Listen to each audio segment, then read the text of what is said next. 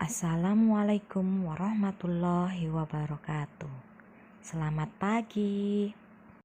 Pada pertemuan kita kali ini, kita akan belajar IPS tentang pengaruh perubahan ruang dan interaksi antar ruang di Asia dan benua lainnya.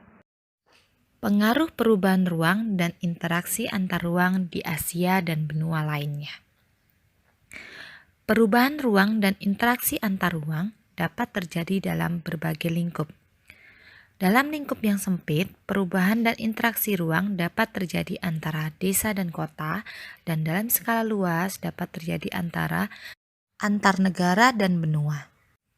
Di Asia dan benua lainnya, perubahan ruang terlihat dari adanya alih fungsi lahan dari hutan menjadi pertanian dan pemukiman, serta dari pertanian menjadi pemukiman.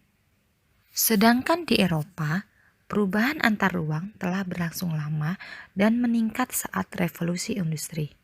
Akibatnya banyak terbentuk kota-kota dan meningkatkan jumlah penduduk yang tinggal di kota.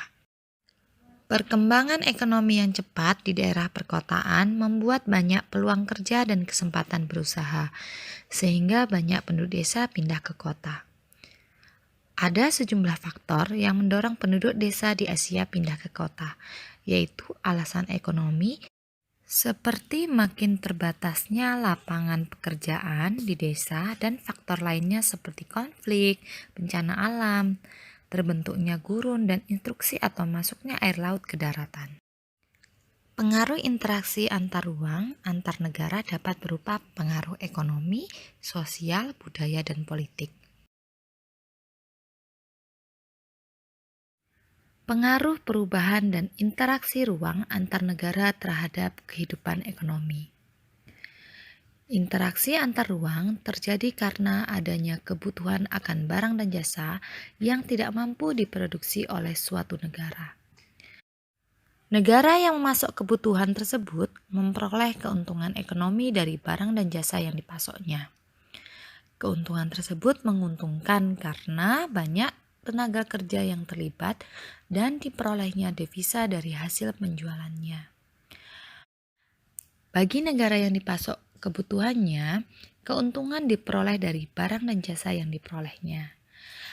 Barang dan jasa tersebut dapat berupa barang konsumtif maupun untuk keperluan produksi, misalnya mesin-mesin industri. 2. Pengaruh perubahan dan interaksi ruang antar negara terhadap kehidupan sosial. Interaksi antar negara dan benua juga melibatkan manusia sebagai pelakunya. Interaksi sosial antar manusia yang memiliki kehidupan sosial berbeda kemudian terjadi.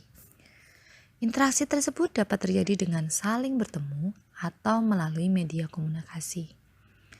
Kehidupan sosial dapat berubah karena adanya pengaruh dari interaksi tersebut. Sebagai contoh, adanya wisatawan dan negara lain yang datang ke Indonesia. 3. Pengaruh perubahan dan interaksi ruang antar negara terhadap kehidupan budaya.